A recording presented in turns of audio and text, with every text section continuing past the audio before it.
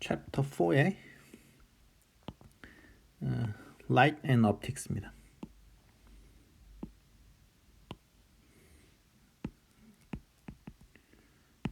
네, Light and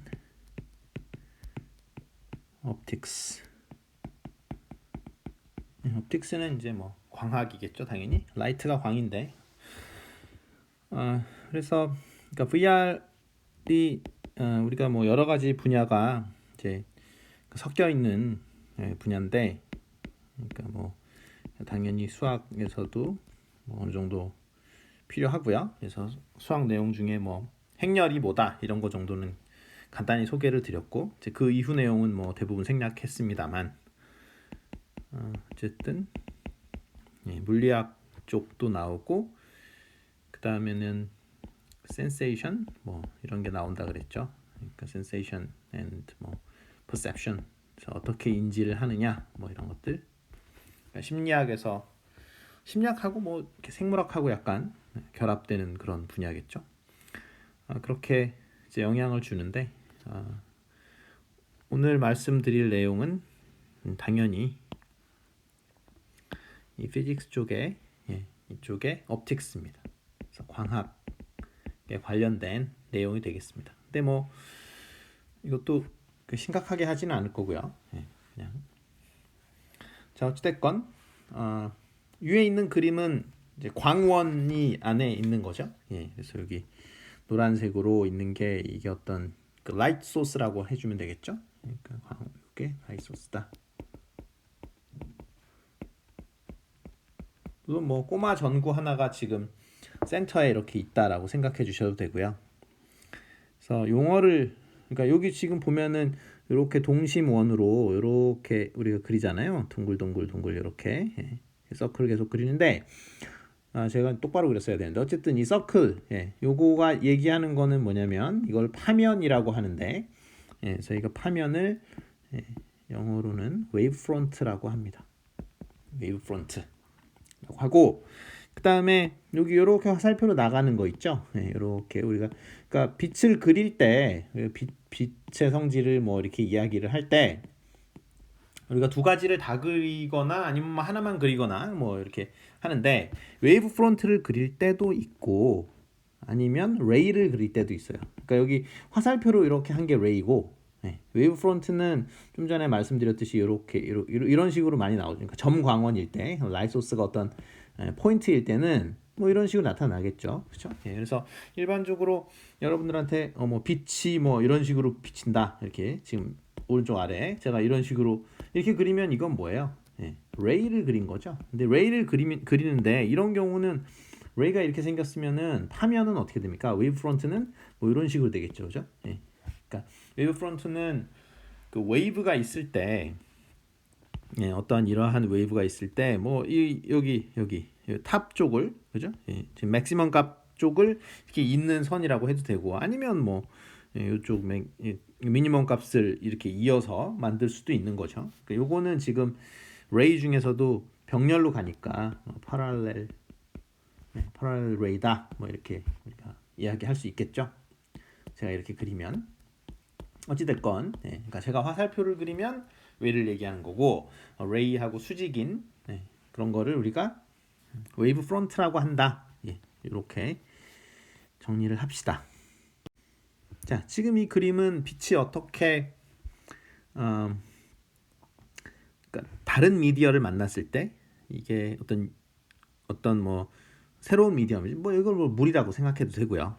그러니까 편의상 여기가 물이고 여기가 공기 중이라고 합시다. 여기도 다시 공기 중이다. 뭐 이렇게 생각을 하면은 빛이 가다가 보통 이렇게 가다가 이렇게 물을 만나면 어떻게 돼요? 이 물 쪽으로 이렇게 휘어지죠.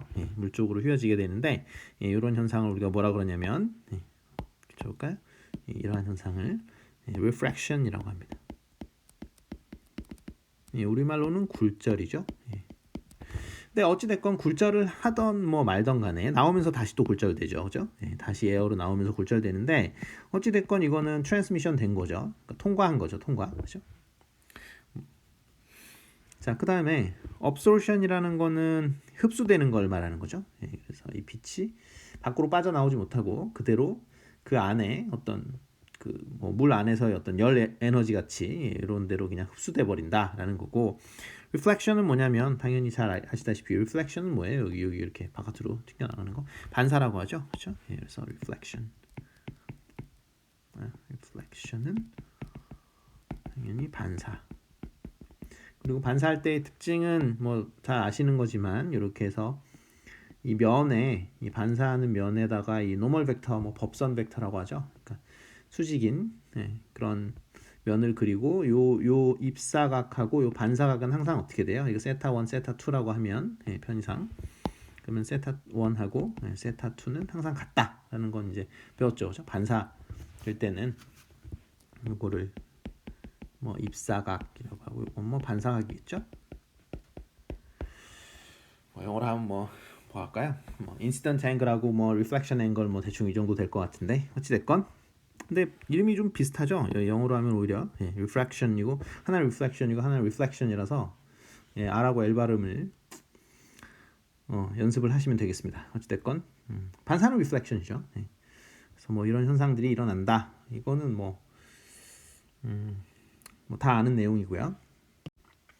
자, 근데 요건 뭐냐면 반사가 되더라도 그러니까 똑같은 reflection이긴 한데 이 표면이 그러니까 깨끗한지 아니면 이렇게 좀 울퉁불퉁한지에 따라서 reflection의 현상 자체가 달라진다라는 거죠. 그래서 표면이 깨끗할 때는 그 specular reflection이 일어나고 표면이 좀 거칠면 diffusion이 일어난다라는 겁니다. diffuse 현상이 일어난다라는 거죠. 그러니까 이 specular한 reflection이 일어나려면은 이거는 뭐라 그럴까요? 뭐 거울 같은데, 그러니까 유리 이런 거는 면이 깨끗하잖아요. 그러면은 reflection이 일어날 때 이렇게 뭐라고 해야 되나요? 그러니까 여기 이 방향 저 방향으로 레이가 튀어나가지 않고 파랄렐 레이가 들어오면 그대로 파랄렐 레이로 그대로 나간다라는 거죠. 근데 디퓨전 하면 어때요? 뭐 예를 들어서 뭐 어떤 면이 면이 있는데 이게 뭐 카펫이다. 그러면 표면이 아주 거칠잖아요. 그렇죠? 표면이 거친데 그럴 때는 이렇게 우리가 이런 빛을 아주 멀리서 그러니까 이게 이 파랄렐 레이는 도대체 어떻게 만든 거냐? 그 뭐 저기 여러분들이 밖에 나가서 그렇죠? 야외에 있는 상황이라든가 아니면 뭐 전구로 비춘 거긴 한데 그 라이트 소스가 굉장히 멀리 있을 때는 이게 멀리 있으면은 사실은 이 카펫 입장에서는 사실상 이게 파랄렐 레이처럼 들어올 수도 있는 거죠. 그렇죠? 이게 무슨 말씀이냐면 여기 라이트 소스가 이렇게 있는데 무슨 말이냐면 여기 이렇게 있다고 쳐봐요. 어떤 면이 그러면 이렇게 오고 이렇게 오고 이렇게 오니까 당연히 파랄렐 레이가 아니죠. 그런데 굉장히 떨어져서 여기다가 이렇게 면을 갖다 놨다고 쳐봐요. 그러면 이제 이렇게 오고 뭐 이렇게 오고 이렇게 오겠죠. 근데 이건 사실상 파랄렐이라고 할 수 있죠. 왜냐면 그 스크린 자체가 굉장히 뒤로 가 있으면은 면적이 작으면 사실상 이 레이는 그러니까 라이트 소스 이 점 포인트 소스에서부터 온 거긴 하지만 사실상 파랄렐 레이라고 이야기를 해도 별 문제가 없다라는 거죠. 자, 어찌됐건 우리가 이 specular reflection하고 diffusion하고는 좀 구별을 해줘야 된다라는 거죠. 그러니까 VR 세상에서 우리가 여러분들이 뭔가를 만든다고 하더라도 이거를 반짝반짝 빛나게 만들 건지 아니면 표면이 거칠냐 뭐 거칠지 않느냐 이런 것들을 여러분들이 표현하고 싶을 때 이거를 컴퓨터 그래픽으로 이렇게 만들 때는 당연히 좀 신경을 써야 되겠죠, 그죠? specular reflection이 일어나게 만들 건지 아니면 diffusion이 일어나게 만들 건지 뭐 이런 것들을 생각해 봐야 되겠죠. 자, 이거는 뭐 여러분들이 잘 아는 그 무지개 색깔입니다. 그래서 빨주노초 파남보가 쭉 있고요. 여기 뭐 써 있는 건 뭐 여기가 레드고요, 그렇죠? 그다음에 여기가 블루겠죠, 그렇죠? 뭐 중간에 green, yellow, orange는 다 보이시죠, 그렇죠? 그러니까 친구가 green이고, 그렇죠? 친구가 yellow고, 뭐 그렇습니다. 그다음에 이쪽 그 레드 오른쪽은 이제 잘 안 보이는 거죠. 사람 눈에는 안 보인다. 그래서 여기가 뭡니까? 인프라레드겠죠? 인프라레드 적외선 쪽이 거고요. 당연히 이 UV 쪽이죠. 그러니까 바이올렛인데 여기가 바이올렛 컬러긴 한데 바이올렛 컬러긴 한데 그 옆에가 당연히 울트라 바이올렛. 바이올렛 옆에 있으니까 울트라 바이올렛이겠죠. 이게 잘 아시는 자외선입니다. 그래서 우리 눈에 보이지는 않고요. 눈에 보이는 것은 이제 요 레인지, 그러니까 빨주노초 파남보 요 레인지에 있는 빛만 우리가 우리 눈이 볼 수가 있고 파장으로 따지면 어떻다는 거예요? 대략 400 나노미터에서 이제 700 정도 나노미터다. 이렇게 봐주시면 되겠습니다. 700 나노가 당연히 레드 컬러일 거고요. 이게 레드 컬러 거고, 자, 요것이 이제 바이올렛 보라색이겠죠? 바이올렛 컬러라고 봐주시면 되고, 그러니까 보라색이 파장이 짧죠, 그렇죠? 그다음에 나노가 뭔지는 뭐 아시겠죠? 요새 나노 시대다, 뭐 나노 엔지니어링 뭐 이런 거 많이 얘기하잖아요. 나노 사이언스 뭐 이런 얘기하잖아요. 나노는 10의 마이너스 9승입니다. 그러니까 기가가 10의 9승이잖아요. 그러니까 기가가 10의 9승이고 나노는 10의 마이너스 9승입니다.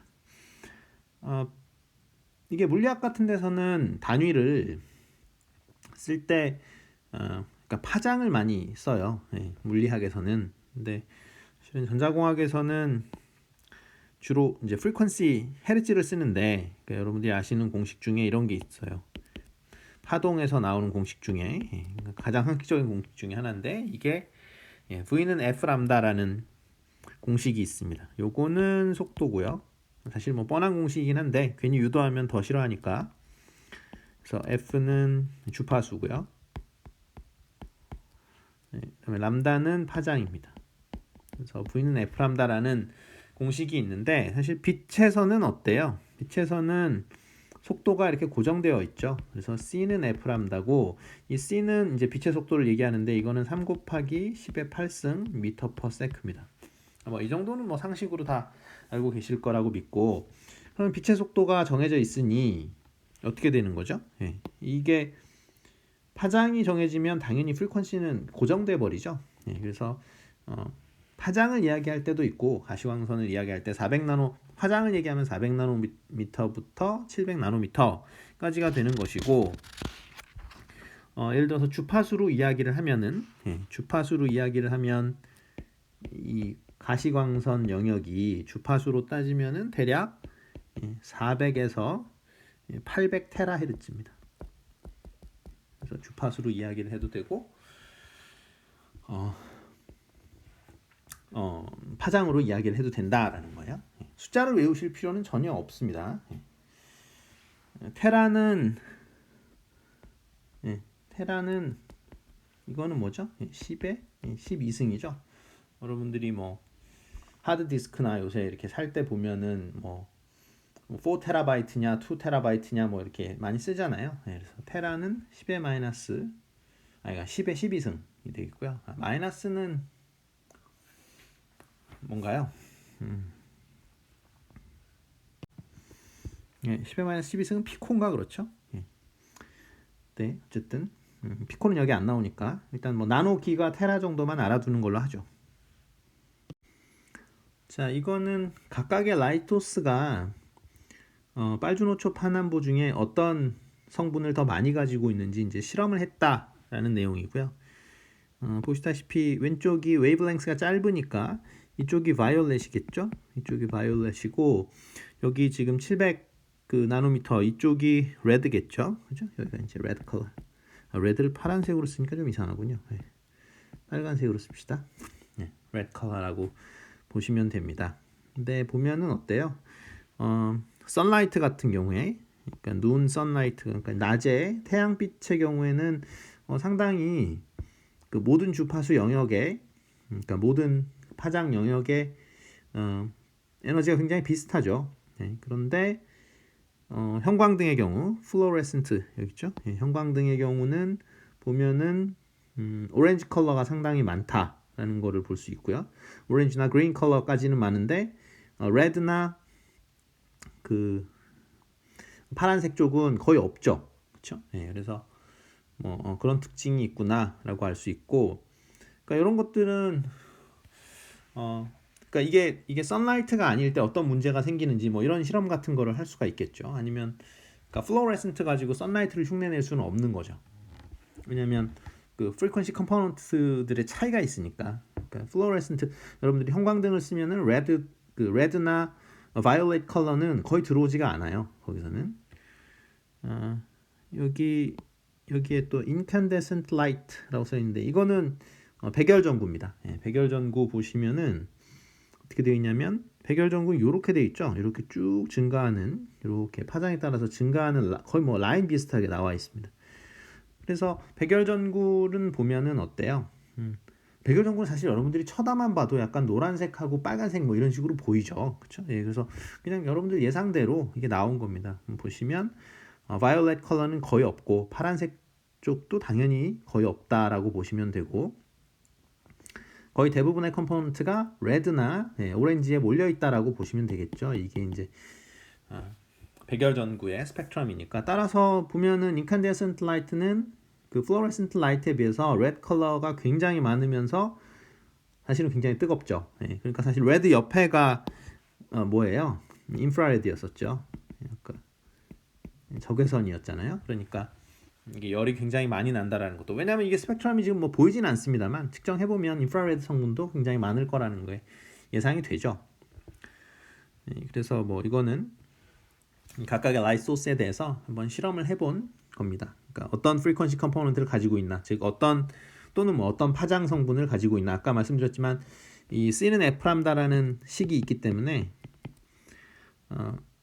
어차피 얘는 고정이잖아요. 빛의 속도는 뭐 고정이니까 이건 3 곱하기 18승으로 고정되어 있으니 여러분들이 이 람다를 어떤 여기를 고정시키면 당연히 F도 그냥 고정시키겠죠. 그러니까 F는 람다분의 C 이렇게 돼서 그러니까 파장이 정해지면 frequency 주파수는 그대로 정해진다라고 생각하시면 되겠습니다. 물론 반비례하는 관계입니다. 그러니까 파장이 길어지면 frequency는 작아지고요. 그러니까 또 파장이 짧아지면 frequency가 커지죠. 자, 이 그림은 각각의 물체가 가지고 있는 그 reflectance를 매저했다라는 건데, 그러니까 얼마나 반사율이라고 생각하시면 되겠습니다. 토마토, 이건 이제 빨간 토마토를 얘기하는 거예요. 요새 막 색깔로 된 토마토 막 이런 것도 많이 팔긴 합니다만, 이건 그냥 여러분들이 잘 아시는 빨간 토마토라고 생각을 하시면 되고, 그래서 토마토의 특징을 봤더니 어떻다는 거예요. 얘는 토마토의 경우에는 빨간색 쪽, 그죠? 여기가 레드고 여기가 지금 바이올렛이잖아요.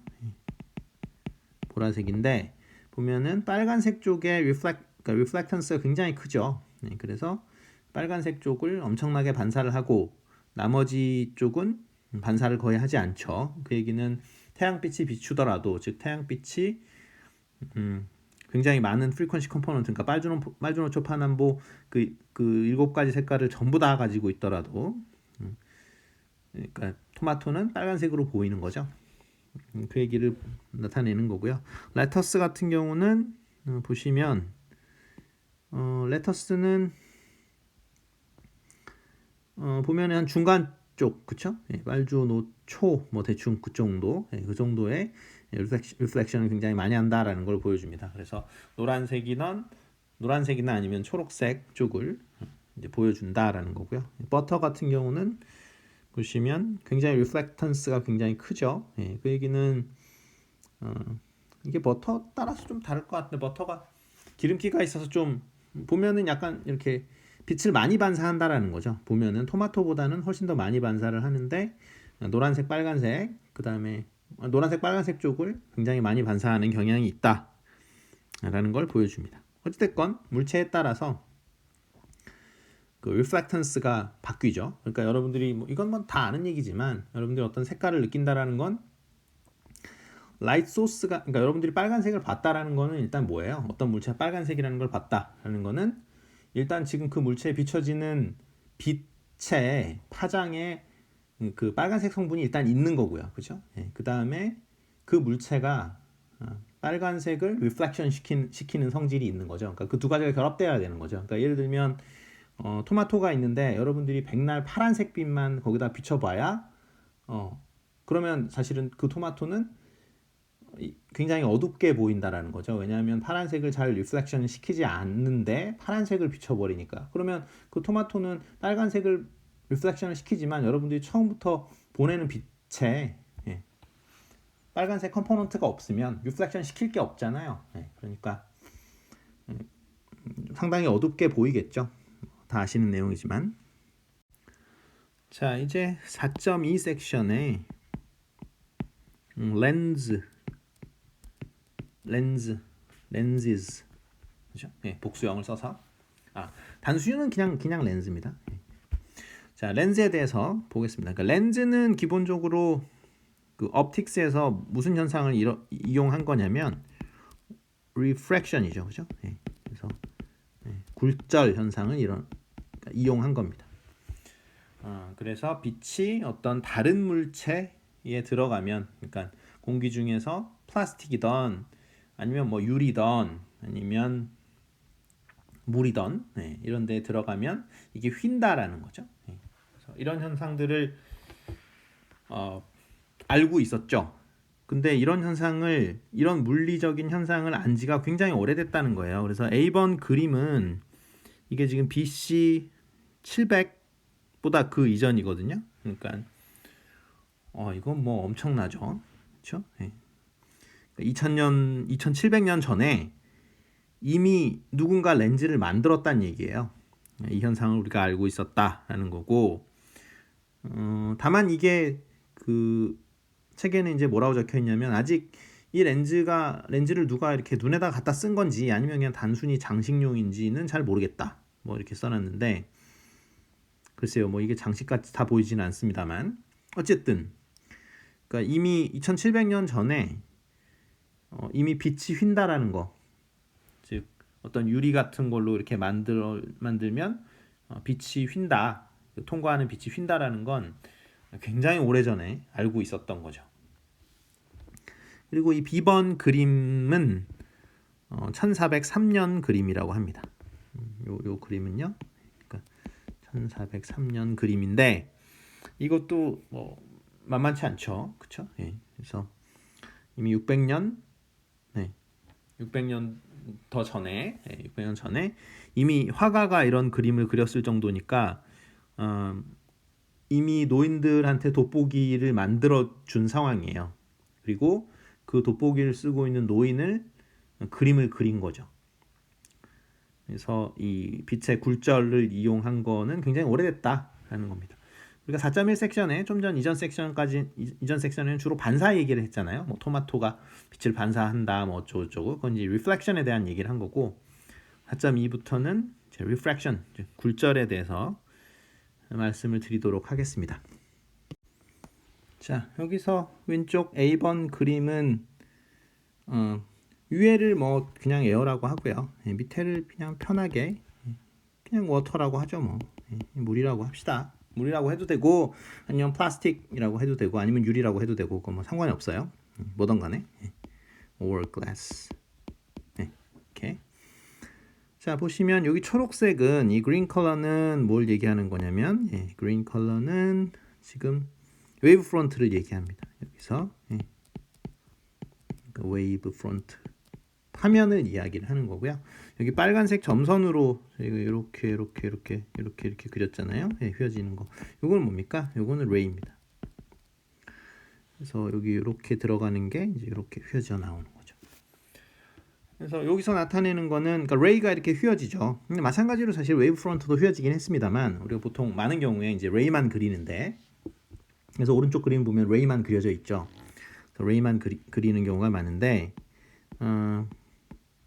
그런데 그러면 왜 휘냐? 왜 이 빛이 다른 미디어를 만나면 왜 휘냐라고 이야기를 할 때 여러분들이 뭐라고 왜 휘냐 왜? 라고 물어보면 뭐라고 이야기를 해야 되냐면 속도가 달라진다라고 이야기를 해야 되는 거죠. 그렇죠? 속도가 velocity가 속도가 달라진다. 속도가 달라지기 때문에 그렇다라고 이야기를 해주면 되죠. 그러면 왜 달라지냐 속도가? 그건 저도 모르겠어요. 속도가 달라지는 게 원인이에요. 그래서 그러니까 속도가 어떻게 달라지는 겁니까? 그러니까 일반적으로 좀 덴스한 물체에 들어가면 그 공기보다는 당연히 물 속이나 뭐 이렇게 글라스 안이 훨씬 더 덴스하니까 그러면 속도가 느려집니다. 그래서 여기 보시면 속도가 느려지면 자 속도가 느려지면 어떻게 돼요? 그러니까 웨이브 프론트들의 이 간격이 작아지겠죠. 그렇죠? 왜냐하면 다음 웨이브 프론트까지의 그 거리가 이렇게 짧아지니까요. 속도가 느려지니까. 그리고 보시면은 이 A번 그림에 보면 그 웨이브 프론트 이 두 개 사이에 간격이 그 물 속에서 이렇게 줄어든 걸 볼 수 있어요. 공기 중에서는 상당히 넓은데 이 물 속으로 들어오면 이 웨이브 프론트 사이의 간격이 줄어든 걸 볼 수가 있죠. 그러니까 그것 때문에 근데 이제 빛은 파동이기 때문에 이 웨이브 프론트가 항상 유지가 돼야 돼요. 그래서 이게 휘지 않으면 이게 그러니까 리프렉션이 생기지 않으면 이게 파면이 끊어집니다. 근데 파면이 끊어지진 않거든요. 그러니까 또 중요한 게 그러니까 웨이브 프론트는 절대 끊어지면 안 된다라는 거죠. 그래서 파면을 항상 유지하려는 성질이 있어요. 웨이브의 기본 성질이죠. 그래서 웨이브 프론트는 유지돼야 된다라는 거죠. 근데 웨이브 프론트가 유지돼야 되는데 그러니까 속도가 달라지기 때문에 이렇게 빛을 비추면 이렇게 휘어지게 됩니다. 그리고 그러면 이제 얼만큼 휘어지느냐 이게 나오는데 그 얼만큼 휘어지느냐가 그것에 대해서 연구를 한 사람이 스넬이고요. 그래서 스넬이라는 사람이 자기의 법칙을 이렇게 만들어냈죠. 그래서 이게 스넬의 법칙이고 스넬의 법칙의 수식이 어떻게 되냐면 스넬의 법칙이 뭐냐면 n1 sin 세타 1은 n2 sin 세타 2다 하고 스넬이 이야기를 했습니다. 그래서 세타 1, 세타 2는 여기선 입사각, 세타 2는 굴절각 이렇게 되겠죠. 그리고 여기 n1, n2는 뭘 얘기하냐면 이거는 refraction index예요. 그래서 굴절률이라고 합니다. 여기 n1, n2가 뭐냐면 n1은 그러니까 미디어 1의 굴절률일 거고요. 굴절률. 이것도 마찬가지 n2도 굴절률이겠죠. 굴절률인데 일반적으로 물의 굴절률이 공기보다 크다라는 거 잘 아시죠? 그래서 공기의 그 굴절률은 대략 1이고요. 그러니까 이게 하나의 레퍼런스가 되는 거니까 이게 기준이 되는 거니까요. N2는 뭐 잘 아시다시피 3분의 4 정도 됩니다. 그래서 N2가 굉장히 크기 때문에 물의 굴절률이 크기 때문에 항상 그 굴절률이 큰 쪽으로 빛이 휘거든요. 그러니까 레이가 휠 때 그래서 이렇게 보면은 지금 물 쪽으로 이렇게 휘는 거를 볼 수 있고 얼마만큼 휘느냐라는 걸 계산을 하려면 우리가 스넬의 법칙을 이용을 해주면 됩니다. 그리고 그러면 굴절률은 도대체 어떻게 측정을 하느냐라고 이야기할 수 있는데 이 굴절률은 측정하는 방법은 이렇게 됩니다. 그러니까 N1이 뭐냐라고 하면은 N1 뭐 근데 N2도 마찬가지죠. 그래서 어떻게 하냐면 그러니까 그 속도가 얼마만큼 차이가 나느냐를 보면 돼요. 그러니까 그 미디어에 갔을 때 이왕이면 N2로 합시다 지금. 왜냐면 N1은 똑같으니까 재미가 없고요. 그래서 C고 요거는 뭐라고 할까요? V2라고 하면 더 좋을 것 같습니다. 그러니까 C는 고정이죠. 그렇죠? 어차피 공기 중에서의 빛의 속도가 되는 거고 이건 공기 중에서의 빛의 속도. 여기 V2는 요거는 지금 V2가 아니라 물이라고 치면요. 이거는 물 속에서 빛의 속도가 되겠습니다. 그러니까 N2가 지금 3분의 4로 1보다 크잖아요. 이게 뭐냐면 물 속에서는 빛의 속도가 많이 주는 겁니다. 이게 거꾸로 되어 있으니까. 그래서 속도를 관측을 해서 그 속도가 그러니까 느려지는 정도. 근데 이제 이게 또 그렇게 얘기하면 또 이게 1보다 작아지는 것 같은데 어쨌든 뭐 보시면 다 알겠죠, 뭔지. 그냥 뭐 상식적으로 생각하면 될 거예요. 여러분들 다 아시는 대로. 그래서 물 속에 들어가면 빛의 속도가 느려진다. 그거 정도만 그냥 상식으로 알아두면 될 것 같아요. 그러면 다른 것들은 뭐 어려울 게 하나도 없고 이게 디파인이 어떻게 돼 있는지도 사실은 뻔한 거고요. 왜냐하면 물 속에서 속도가 느려져야지 이그 굴절률이 1보다 크다라는 게 이제 설명이 되죠. 수식을 보시면 알겠지만. 자, 이거는 뭐 프리즘이라고 생각하시면 되죠. 아니면 뭐 이거 사실 2D로 그려져 있으니까 좀 그렇긴 한데 어쨌든 빛이 어떻게 삼각형 이런 프리즘을 만났을 때 휘느냐 이거를 보여주는 건데요. 뭐 굳이 그리려면은 이제 상당히 피곤해지고 이거를 제대로 그리려면 좀 피곤해지고 그냥 상식적으로 생각하시면 됩니다. 그러니까 무슨 말이냐면 여기 지금 프리즘이 이렇게 있는데 여기 아래가 훨씬 더 이게 두껍잖아요. 그죠? 아래쪽이 두껍고 위 그림에서 아래쪽이 두껍고 위는 이렇게 얇죠. 위는 좀 이렇게 폭이 작습니다. 그럴 때 어느 쪽으로 휘냐면 아래쪽으로 휘어요. 통과시키면. 왜냐면 그 빛은 덴스한 쪽으로 제가 이렇게 휜다고 했었잖아요. 그러니까 왜냐면 이게 밑에가 물이 많으니까 그렇죠? 그쪽으로 휘게 됩니다. 마찬가지로 삼각형을 이렇게 거꾸로 뒤집으면 이건 어떻게 휘겠어요? 당연히 위로 휘겠죠, 그렇죠? 그러니까 여기 위에 그림에서는 그 삼각형의 길이가 긴 쪽으로 휜 것처럼 이것도 이런 식으로 비추면 두꺼운 쪽으로 휩니다. 그러니까 이런 식으로 해주면 그러면 이제 이렇게 되면은 여러분들이 당연히 이제 뭘 만들고 싶어요? 이런 식으로 렌즈를 만들면 빛이 이렇게 갔다가 이쪽으로 휘겠구나, 이렇게 갔다가 이쪽으로 휘겠구나, 뭐 이런 생각을 그냥 하실 수 있겠죠. 뻔한 거죠. 왜냐하면 이 빛이 이렇게 가더라도 어디가 두꺼워요? 아래쪽이 더 두껍잖아요. 그렇죠? 여기가 두껍고 여기는 얇으니까 어떻게 된다 그랬어요? 빛이 두꺼운 쪽으로 휜다 그랬죠. 그러니까 당연히 이쪽으로 휘겠죠. 자, 그래서 우리가 렌즈를 잘 만들면 요게 렌즈죠. 렌즈를 잘 만들면 아이디얼한 상황이에요. 그러니까 수차라고 해가지고 뭐 이렇게 잘 초점으로 잘 안 모이고 하지만 그런 거 없다 치고 렌즈 잘 만들었다 치면은 우리가 이러한 그 파랄렐 레이죠. 인풋 쪽에 이 평행한 레이를 빛을 이렇게 비출 때 그러면 이게 초점에 모인다라는 거죠. 이렇게 초점에 모이고 이 초점이 포커스라는 건 다 아시겠죠. 뭐 포커스란 말은 일상생활에서도 쓰니까. 그래서 초점이라고 하고요. 여기가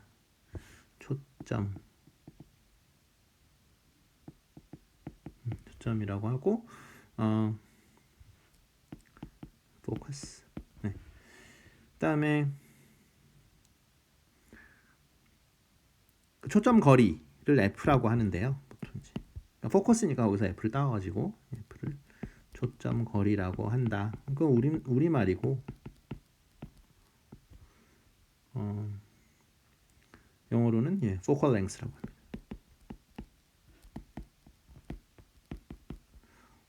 이게 초점인지 저도 잘 모르겠어요. 아무렇게나 쓰시면 되고 그 예전에 비해서 이렇게 시옷을 막 아무렇게나 막 넣더라고요. 요새는 보면 제가 어렸을 때는 다 이렇게 최대값 이렇게 배웠는데 요새는 다 이렇게 시옷을 넣는 것 같더라고요. 분위기가. 근데 뭐 아무렇게나 하세요. 상관없고 여기 focal plane이라고 있는데 이거는 초점이 모이는 어떤 plane 평면이라고 생각하시면 되겠습니다. focal point는 아까 말씀드렸고요. focal point라고 해도 되고 focus라고 해도 됩니다.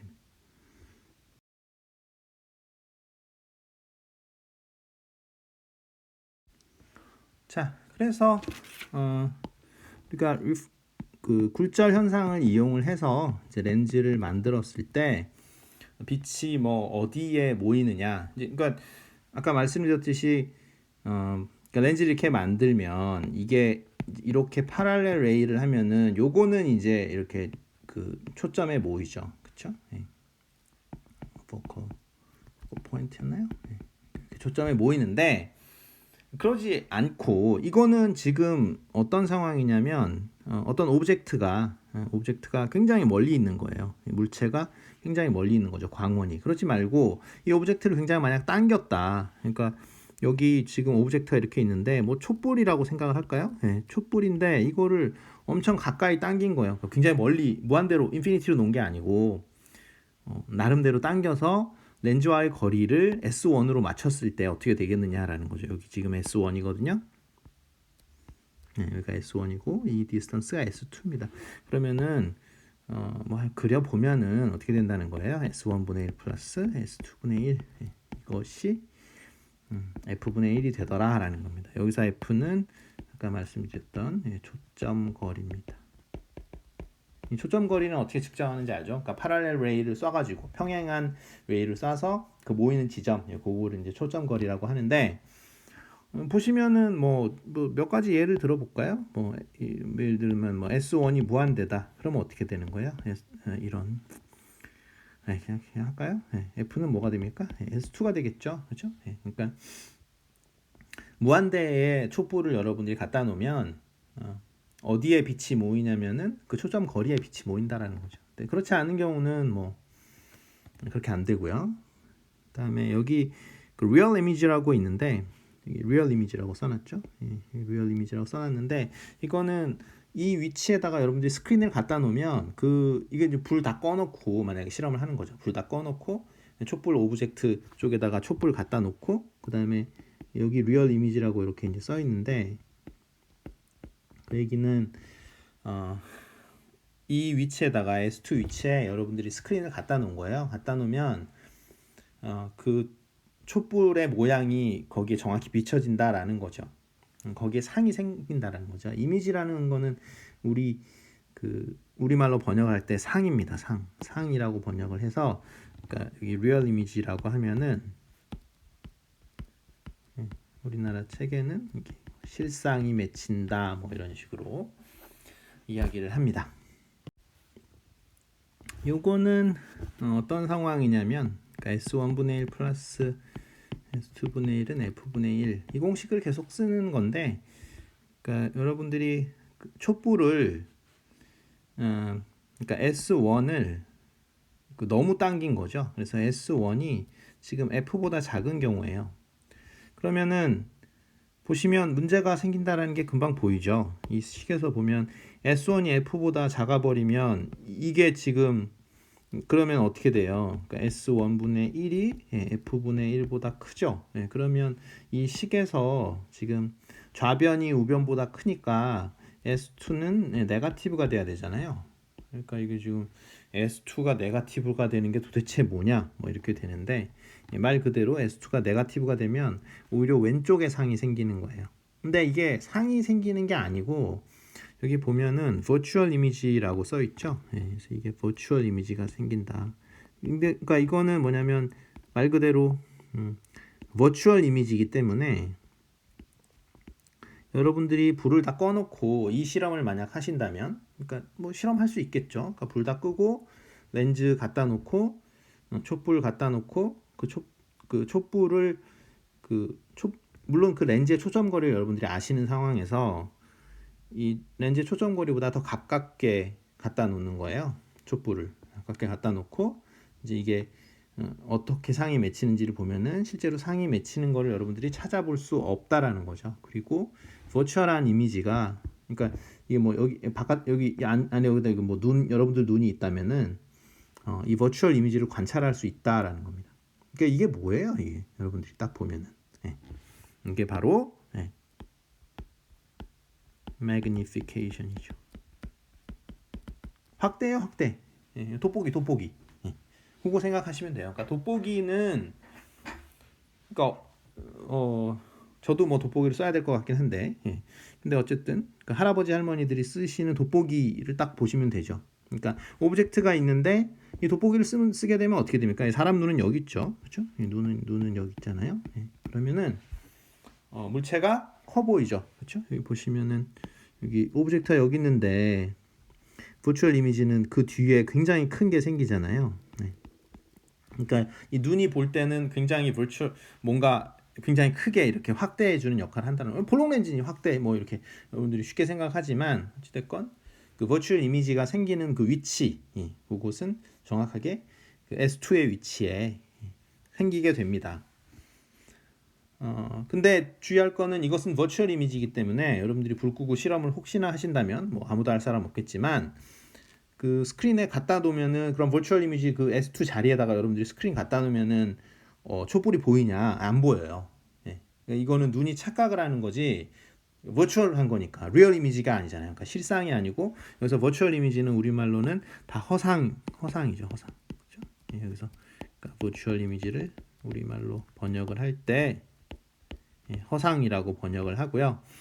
그 얘기는 허상의 뜻은 눈은 마치 물체가 거기 있는 것처럼 착각을 하지만 실제로 스크린을 거기다 갖다 놓으면 여러분들은 그 촛불의 그 빛이 모이는 거, 그러니까 즉 커다란 촛불이 그 스크린에서 관찰되지는 않습니다. 자, 이거는 오목 렌즈고요. 오목 렌즈는 영어로는 컨케이브 렌즈라고 합니다. 물론 볼록 렌즈는 이건 오목 렌즈고요. 오목 렌즈고요. 볼록 렌즈는 제가 괄호로 한글 쓰는군요. 그러니까 볼록 렌즈는 당연히 컨벡스 렌즈겠죠. 근데 지금 그림은 이제 그 오목 렌즈 그림이고요. 오목 렌즈는 그럼 어떻게 되느냐?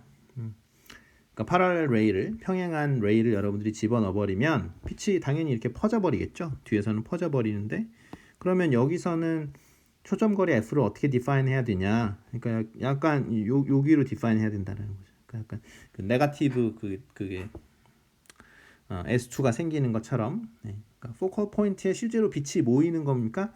아니죠. 그렇죠? 이거는 약간 그 버추얼한 포컬 포인트의 이미지죠. 여러분들이 생각해 보시면 빛이 모이는 곳이 아니고 오목 렌즈는 처음부터 빛을 모으는 게 아니잖아요. 빛을 그냥 들어온 빛을 이렇게 퍼뜨리는 역할을 하는 거니까 그러니까 빛이 모이는 곳은 없는 거죠. 그렇더라도 여러분들이 오목 렌즈일 때 뭐 그럼 초점 거리가 없냐 그렇게 얘기하지 않고 초점 거리가 있다라고 이야기를 하는데 그러면 그것은 어떻게 디파인 되는 거냐면 어떻게 해야 되는 거죠? 이게 요 위치 그림에서 그 위치를 우리가 포컬 포인트라고 합니다. 근데 실제로 빛이 여러분들이 파랄렐 레이를 가했을 때 빛이 거기에 모이는 건 전혀 아닌 거죠.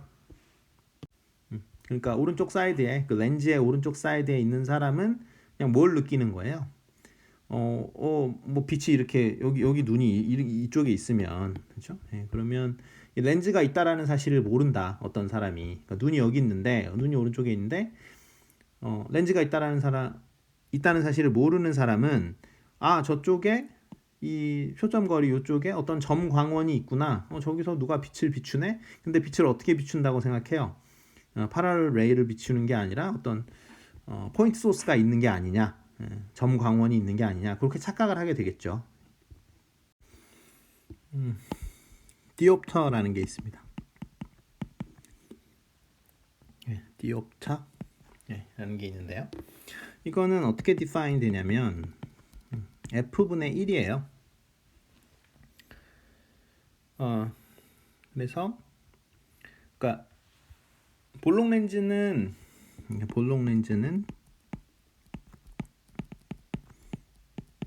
F가 0보다 크고요. 그러니까 오목 렌즈는 F가 0보다 작고요. 그다음에 그래서 이 디옵터는 어떻게 생각해 주시면 되냐면 볼록 렌즈 기준으로 합시다. 뭐 오목 렌즈도 마찬가지인데 그러니까 렌즈의 파워를 얘기합니다. 그러니까 D는 렌즈의 파워. 그러니까 얼마나 그러니까 굴절 파워죠. 그 refraction. 굴절 파워를 이야기를 하는 거예요. 그래서 D가 크다. 정확히 얘기하면 오목 렌즈면 D의 절대값을 얘기하는 거겠지만 어쨌든 볼록 렌즈로 그냥 생각하시면 굴절을 많이 하는 거예요. 그러니까 굴절을 많이 하면 어떻게 되겠습니까? 생각을 해보시면 이게 이렇게 렌즈가 있는데 이렇게 패러렐 웨이가 들어와요. 굴절이 많이 된다라는 거면은 이게 이렇게 빛이 쉽게 모이는 거겠죠. 그러니까 이게 모이는 점을 우리가 초점이라고 했었고, 여기서부터 여기 렌즈 중심점부터 여기서부터 여기까지를 우리가 F라고 하잖아요. 그러니까 그 렌즈의 굴절 파워가 커진다는 얘기는 F가 작아진다는 얘기죠. 그렇죠? 네, 그러니까 굴절하는 그 세기, 그 파워가 커진다라는 얘기는, 굴절하는 세기가 커진다는 얘기는 초점 거리가 작아진다는 얘기랑 똑같죠. 그래서 우리가 시력을 얘기할 때 이 뭐 0.1, 0.2 그 시력이 있고 디옵터로 얘기하는 경우가 있는데, 이 디옵터가 이렇게 계산하기가 굉장히 편합니다. 왜냐하면 우리가 뭔가 렌즈를 만들 때 여러 개의 렌즈를 이렇게 겹쳐서 붙이는 경우가 많아요.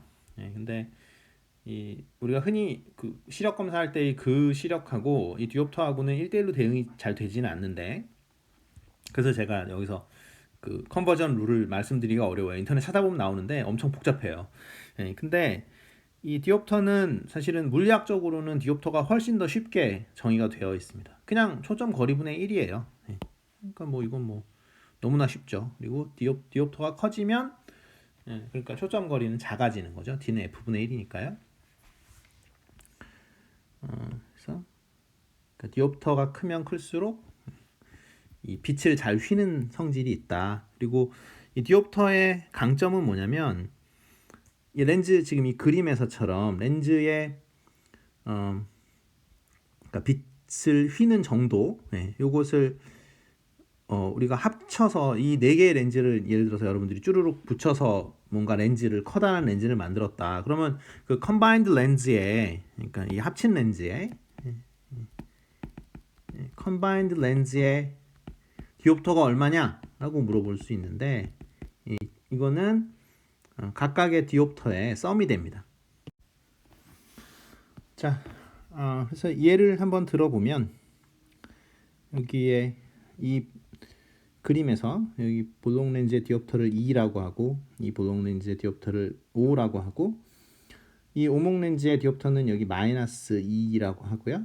그 다음에 마지막에 있는 볼록 렌즈의 디옵터를 1이라고 하면은, 이 네 개의 렌즈를 합쳐서 여러분들이 어떤 커다란 렌즈를 만들었을 때 그 합친 렌즈의 디옵터는 얼마냐면은, 이것들을 그냥 합치면 된다라는 거죠. 그래서 여기 마이너스처럼 나와 있는데 여기 이퀄 사인이 있는 거였나 봐요. 그래서 어떻게 하죠?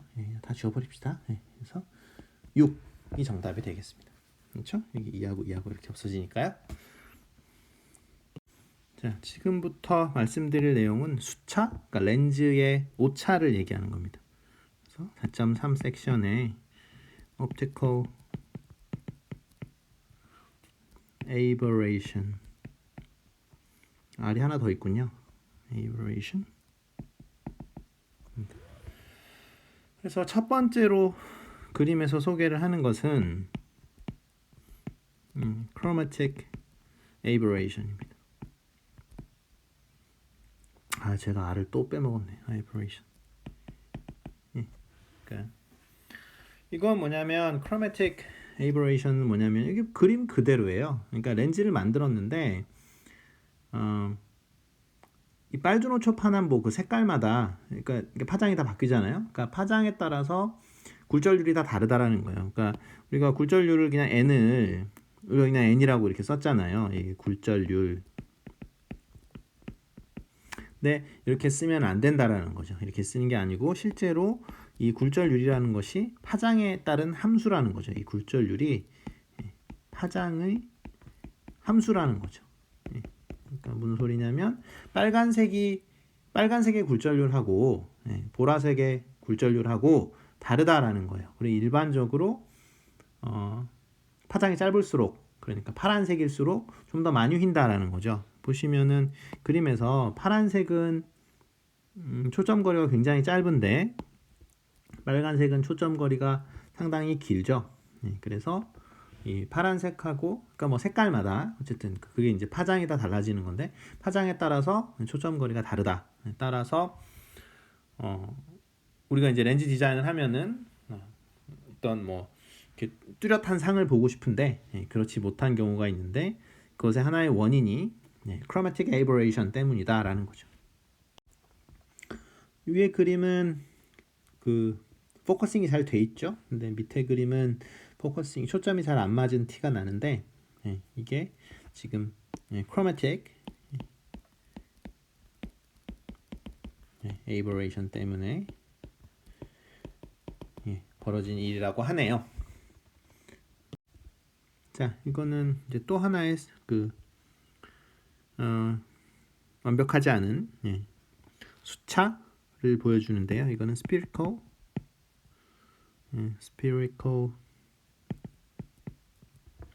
aberration.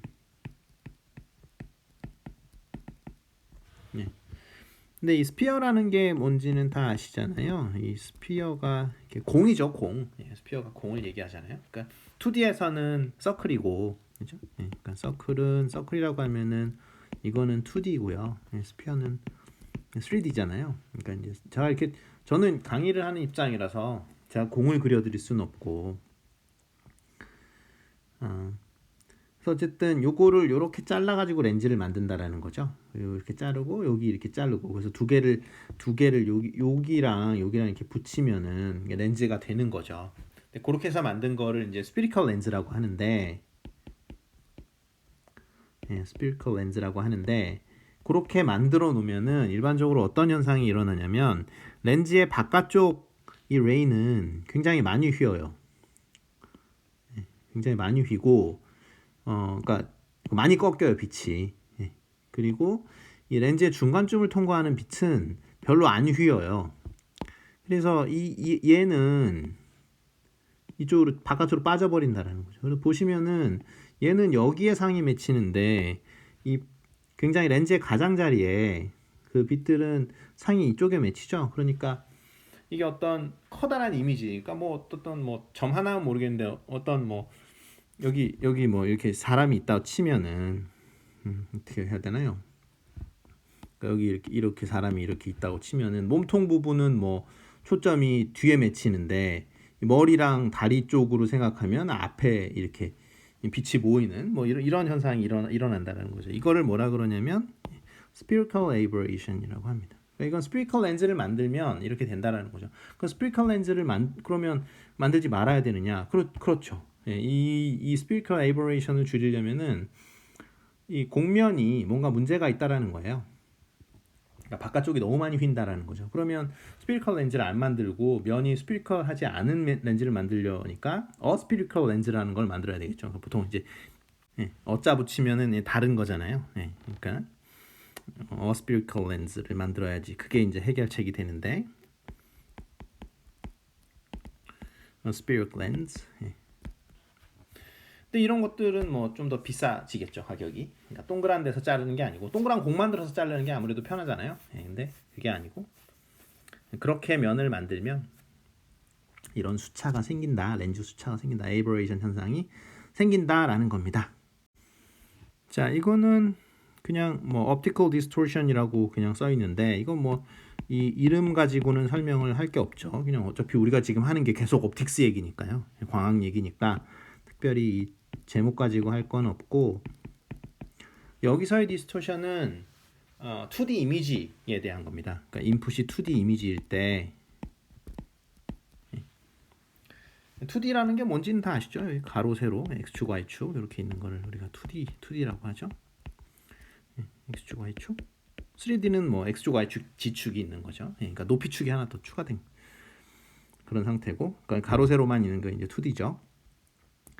그래서 렌즈의 인풋으로 2D 이미지가 들어가는 거예요. 그러니까 렌즈의 인풋으로 우리가 그것까지는 아직 안 했잖아요. 그리고 제가 그림 그리기도 나쁘고. 근데 어찌됐건 렌즈의 인풋으로 2D 이미지가 들어갈 때 아웃풋이 우리가 그 오리지널 이미지가 이 왼쪽에 있는 이렇게 요런 거 정사각형 이렇게 되어 있는 거면은 좋은데, 렌즈를 통과하고 나서 그 스크린에 비춘 거는 이 B에 있는 그림처럼 이렇게 휘어진 게 나타나는 경우가 있다라는 거죠. 또 어쩔 때는 이 C에 있는 것처럼 나타나는 경우가 있다라는 거죠. 그래서 우리가 이 B에 있는 요런 디스토션을 뭐라고 하냐면 B에 있는 요 디스토션을 lateral distortion이라고 합니다. 이거는 가끔 보이죠. lateral distortion은 가끔 보여요. 뭐 언제 보이나? 하여튼 본 적이 있는 것 같고, C 같은 디스토션을 우리가 뭐라고 하냐면 핀 쿠션 디스토션이라고 합니다. 핀 쿠션 디스토션.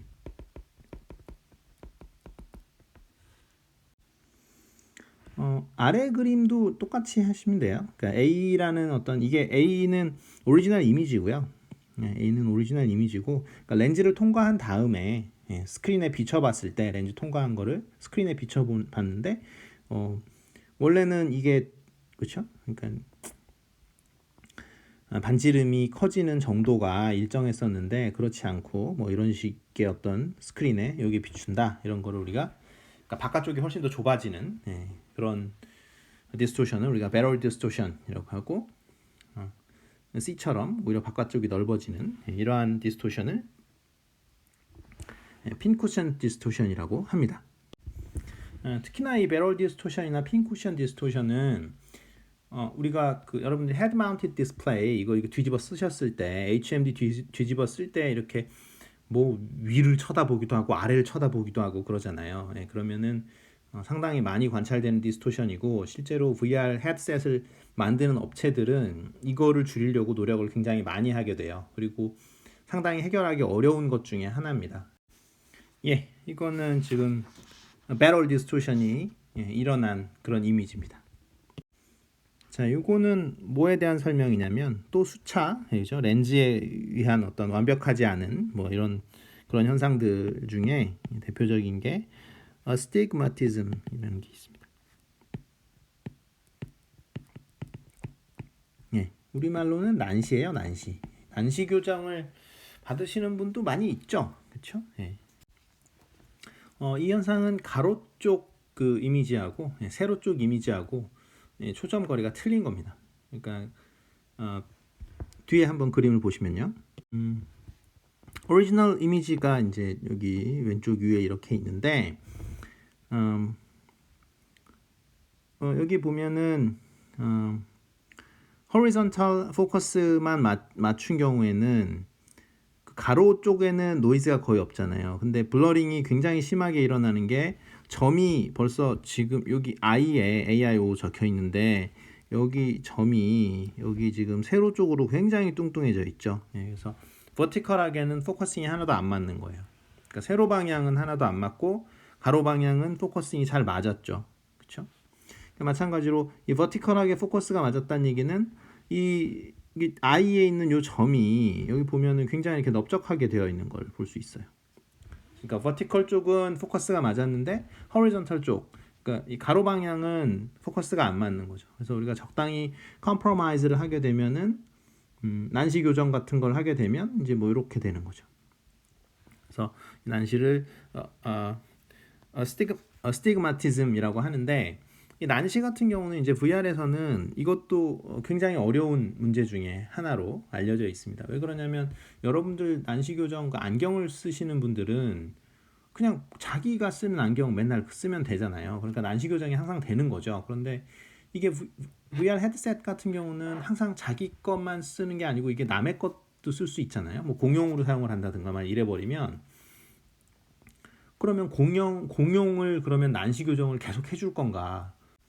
뭐 이거는 좀 쉽지가 않은 문제죠, 그렇죠? 그러니까 뭐 그냥 초점 거리를 조정하면 모르겠는데, 그러니까 사용자한테 야 이거 뭐 가로 방향 초점 거리 조정해라, 세로 방향 초점 거리 조정해라 그러면 아무도 그거 쓰고 싶지 않잖아요. 그렇다고 해서 안경 쓴 상태에서 HMD 뒤집어 쓰면은 좀 걸리적거리고, 이게 영 안 좋은데 하여간 이 VR 헤드셋 만드는 데 있어서 상당히 어려워지는 게 이 난시 교정 문제입니다.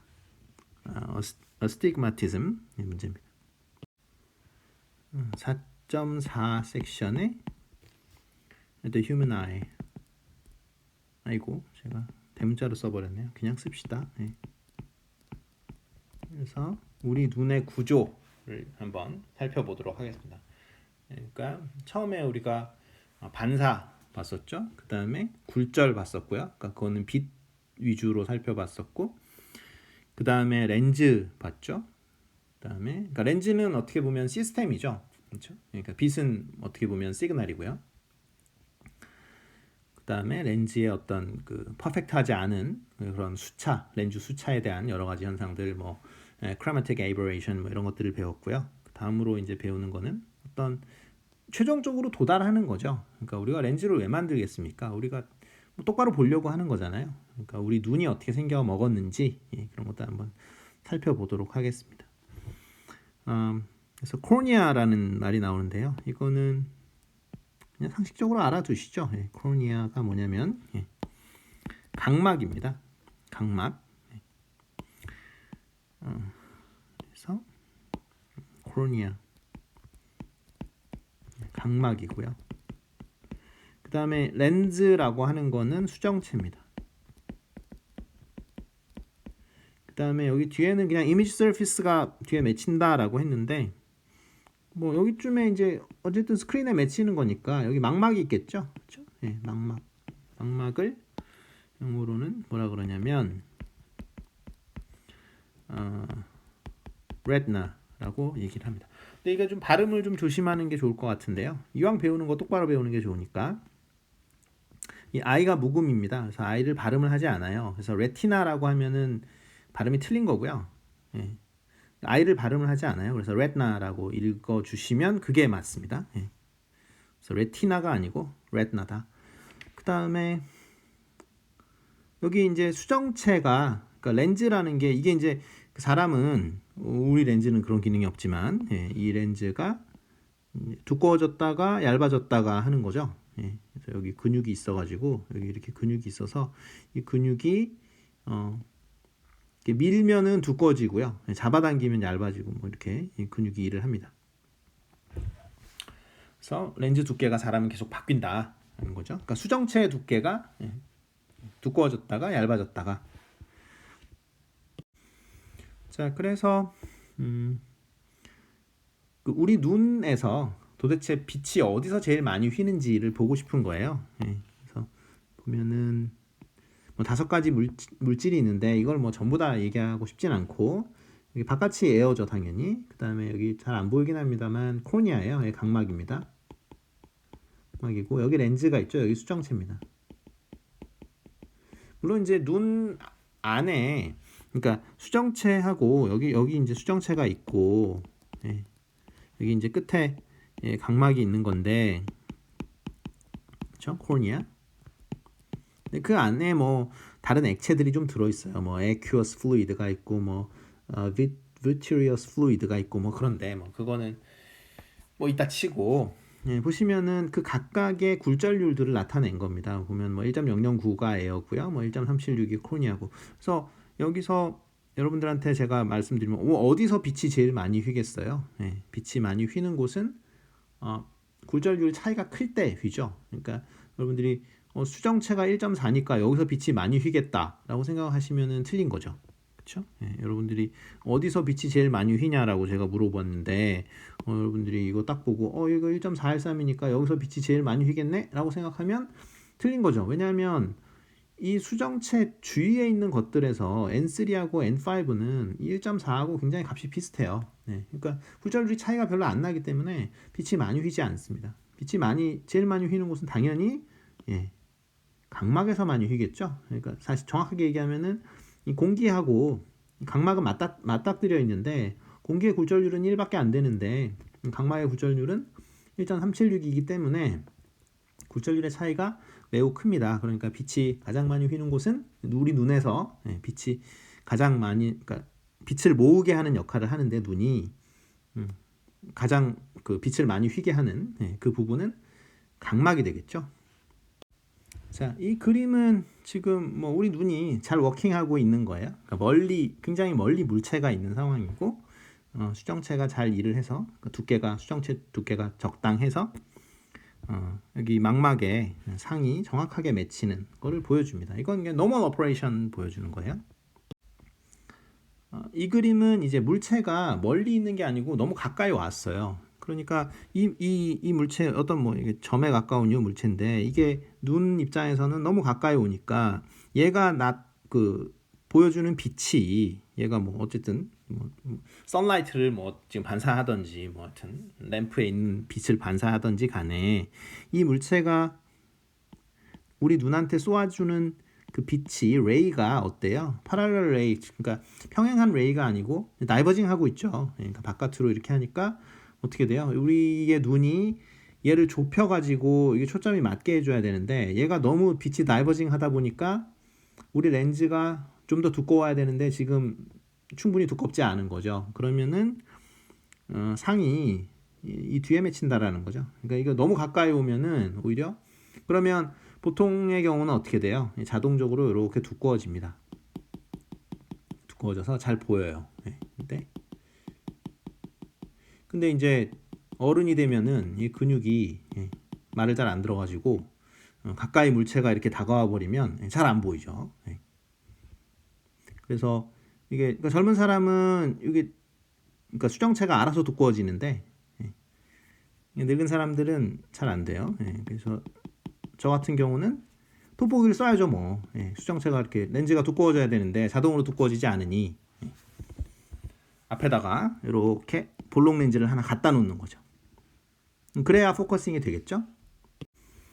자, 이 그림은 이제 젊은 사람의 수정체를 얘기를 하는 거죠. 그러니까 오브젝트가 굉장히 가까이 다가왔을 때 자동적으로 이 젊은 사람들의 수정체는 두꺼워져서 상이 정확하게 맺히고 이제 정확하게 이 오브젝트가 보인다라는 거죠. 이거는 이제 그 늙은이들, 저 같은 늙은이들이 이제 렌즈를 쓴 상황을 보여드리는 겁니다. 그래서 렌즈를 끼지 않으면 이게 두꺼워지지 않기 때문에 렌즈가 늙은 사람들의 수정체는 두꺼워지는 기능이 없어졌기 때문에 렌즈를 끼워서 얘가 빛을 모아줘야지 정확하게 레티나에 상이 맺힐 수 있다라는 겁니다. 자, 이거는 뭐 좀 전에 사실 그 돋보기 상황하고 비슷하긴 한데요. 그러니까 VR 헤드셋 상황입니다. VR 헤드셋. 그래서 스크린을 어디다 갖다 놓냐면 이 렌즈의 초점 거리에다가 갖다 놓는다라는 거죠.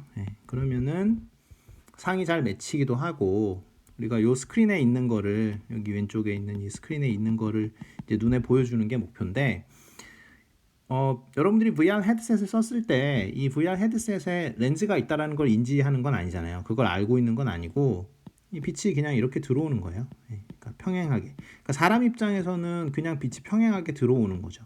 그러니까 사람은 이 렌즈가 있다라는 것 자체를 모르죠. 그러니까 이 스크린에 있는 것이 어디에 있는 걸로 보여요? 나한테 굉장히 가까이 있는 걸로 보이진 않고 굉장히 멀리 있구나 라고 착각을 하게 되죠. 왜냐하면 말씀드렸지만 굉장히 멀리 있는 물체는 걔가 나한테 주는 그 빛이 있잖아요. 걔가 뭐 반사하는 빛이 있을 텐데 그 반사하는 빛이 나한테 평행하게 들어오죠. 근데 여기 보면 이게 빛이 평행하게 들어오는 상황이잖아요. 물론 이걸 빛이 평행하게 들어오게 만든 거는 렌즈죠. 그죠? 사실은 그 여러분들이 HMD를 꼈을 때 그 스크린 만들어내는 스크린은 여러분들 눈에 굉장히 가깝잖아요. 근데 여러분들이 HMD를 꼈을 때 우주 체험 뭐 이런 거 좀 재미없는 거 뭐 그런 거 있잖아요. VR 그 체험 중에 그런 거 했을 때 이제 멀리 있다라고 느껴지는 이유는 이 렌즈가 있어서 볼록 렌즈가 있어서 여러분들이 이 파랄렐 레이를 느끼는 거죠. 그래서 지금 굉장히 물체가 멀리 있구나라고 이렇게 생각하게 만든다라는 겁니다. 네, 이건 뭐 카메라를 보여드리는 거고요. 이 카메라라는 게 뭐냐? 우리가 어찌 보면은 아티피셜한 아이라고 보면 되는 거죠. 그러니까 우리 눈을 흉내내서 만든 게 카메라다, 카메라다 이렇게 생각해 주시면 되겠습니다. 뭐 옛날에는 필름 카메라 썼지만 뭐 요새는 다 디지털 카메라 쓰니까요. 그래서 최종적인 스크린이 필름이 아니고 어떤 이미지 센서로 바뀐 지가 오래됐죠. 그래서 이게 보여드리는 게 CMOS 이미지 센서인데요. 여러분들 휴대폰에 다 들어가 있는 거. 그래서 여기 MOS는 이거까지 뭐 알 필요는 없을 것 같은데. 그러니까 메탈 옥사이드 옥사이드가 이건가요? 네, 옥사이드 세마이컨덕터.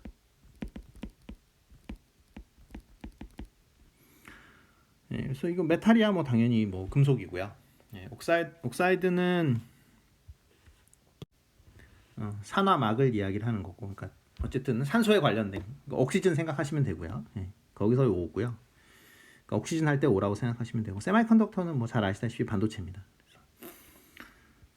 C는 이제 컴플리멘터리인데 뭐 여기까지는 아실 필요 없을 것 같고, 그러니까 어떤 뭐 트랜지스터의 종류다 이렇게 생각하시면 되고, 그러니까 전자공학에서 제일 많이 신경을 쓰는 거는 그 기본 오퍼레이션이 하나가 증폭이고요, 앰프 생각하시면 되고, 하나가 스위치예요. 그러니까 스위치라는 게 뭐냐면 이게 on이냐 off냐, 이게 이제 기본이거든요. 그러니까 컴퓨터 생각하시면 뭐 컴퓨터가 뭐 기본적으로 그 내부에는 다 0하고 1로 이렇게 되어 있다라고 이야기를 하잖아요. 근데 이제 이렇게 스위치를 여러분들이 만들면 이거를 붙이면 그 전기가 통하고, 띄면은 오프 시키면은 이게 여기 붙으면 on이고요. 끊어지면 off죠. 전류가 안 흐르잖아요. 끊어졌으니까. 그러니까 붙으면 전류가 흐를 거고.